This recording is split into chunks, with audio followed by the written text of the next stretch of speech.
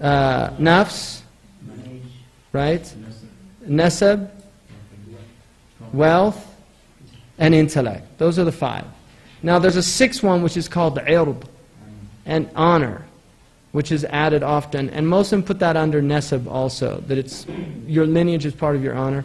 But here, these are the rules that prohibit slander, calumny, accusing people. This is why, even if you see a person, you know, you go into a room and there you see 2 people, you know they're not married, and something that shouldn't be happening is happening. It is haram for you to go and tell anybody. Haram. You have to veil them. And that relates to their right to honor. And part of the reason that you veil people is because if people become known for doing wrong things, tawbah is harder. Do you see what I mean? Because people will always see them as, you know, oh, that's the guy that used to own the liquor store. Seriously, he might have made tawbah, but people will still bring up that years later. And I've seen this in Muslim communities. Somebody will literally make tawbah, and yet it will be brought up, you know. Oh, by the way, did you know he used to own a liquor store? Right? So what about this Qadi thing and 3 witnesses and...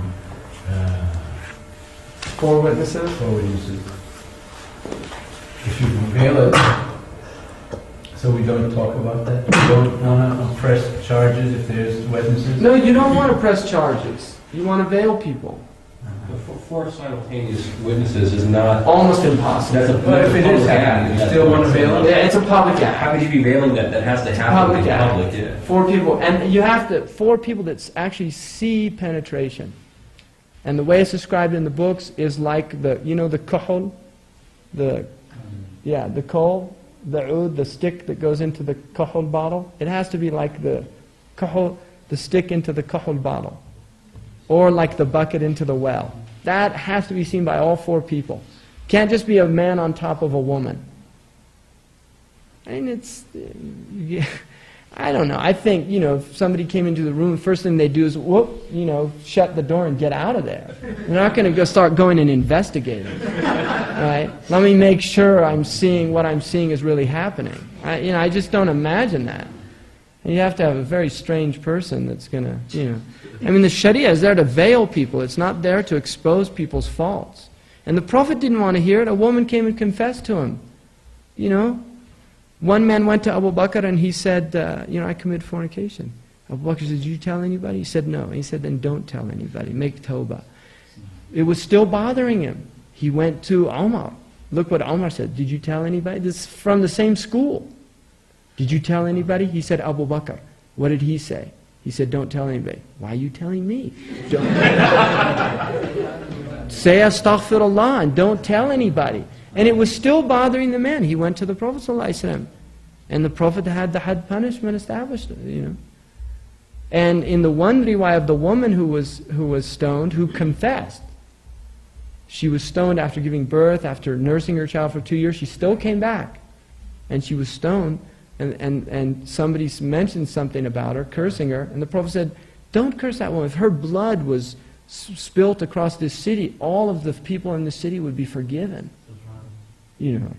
In other words, that is a real tawbah. Right? So, and that's the thing, is those people wanted the punishment in this world, not that they... Because if you have the had punishment, that's it, in this world, it's finished. Whereas, if you don't, you're in the mashi'ah. Do you see what I mean?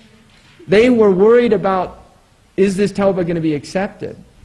So, and historically there have been very few people that have been punished. And another thing about Sharia, in confession, if a person leaves the pit, you have to stop. If they get out of the pit by their own volition, then you have to stop. You can't continue to stone them. What about somebody who's still... There's a pit in which they're stoned in. And if they leave the pit, the people have to stop.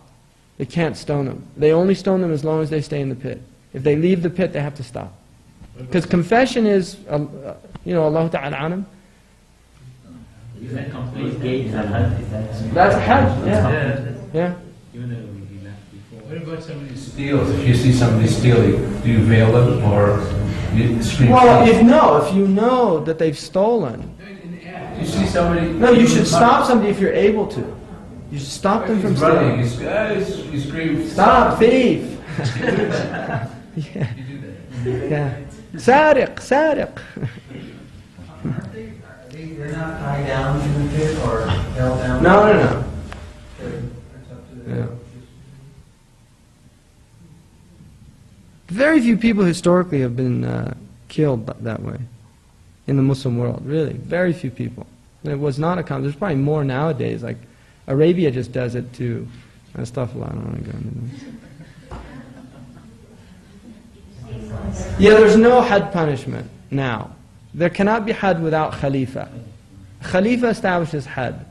There's no had punishment. And the other thing is you can't establish had punishment in places where you have 80% unemployment. And you can't, you know, the Prophet said, "La qat'a fi majaa." There's no cutting of hands when there's famine. You know, Shariah is, you're not trying to harm it. It's when you have healthy society, that's when the hudud are being implemented.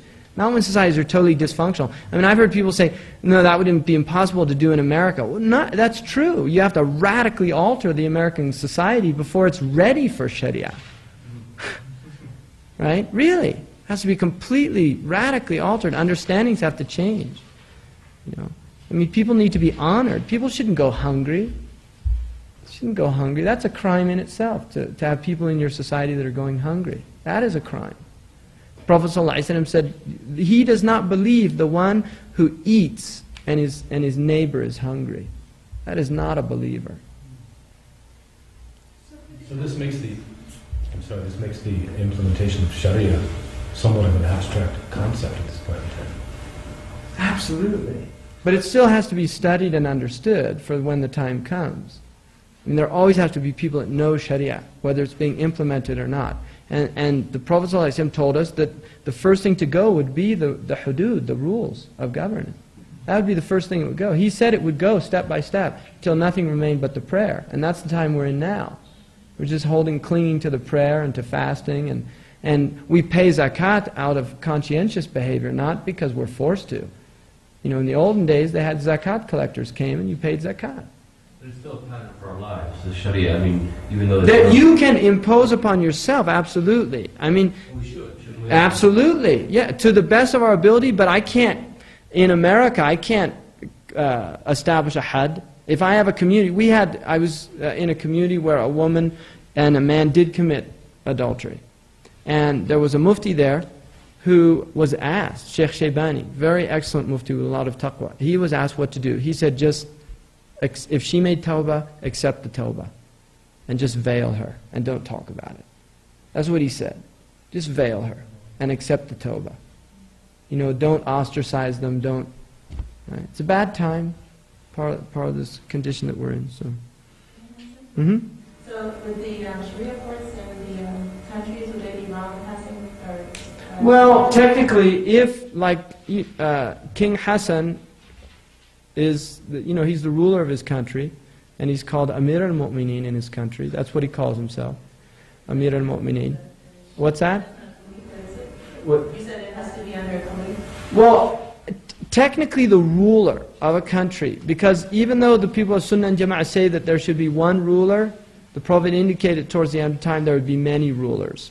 So technically, if a ruler did establish Sharia, like in Sudan, that is valid, that they do have that authority because they are a sultan. Because Islam prohibits anarchy. There always has to be some government, even if it's a non-Muslim government. There has to be some governing body. You cannot have... Yeah, you can, see, there's some communities in this country that want to establish had. They can't do that. Then it becomes vigilantism. And who are they to do that? They don't have the authority by Sharia. Allah did not give us that authority. I mean, I can't just declare myself Khalifa of California, and take bay'ah with me, and then if somebody does something wrong, I tell some of the brothers, go out and, whip them. I can't do that. Right? I can't do that. Right, in California, right?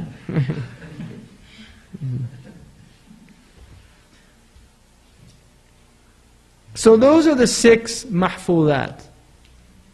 All right, kulliyat al-khams. And that's what Sharia came to protect. And all of the rules of Sharia can be found to something related to those things. All of them. If you look. All of them. Like fasting is part of the preservation of deen because you learn taqwa. And it's also preservation of the body because you become healthy. Sumu tasihhu. The rules related to prayer, preservation of deen. Also preservation of intellect. Because one of the things about prayer is that it balances the intellect. People that don't pray have more psychic troubles than people that pray.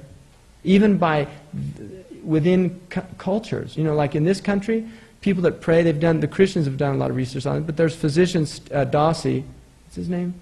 Larry Dawsey. Very interesting research has been done. People that are religious in this country, whether they're Christian, Buddhist, other, have lower blood pressure, lower heart disease, lower, right? So there are benefits in these things. Even in other traditions, there are benefits. Bona fide.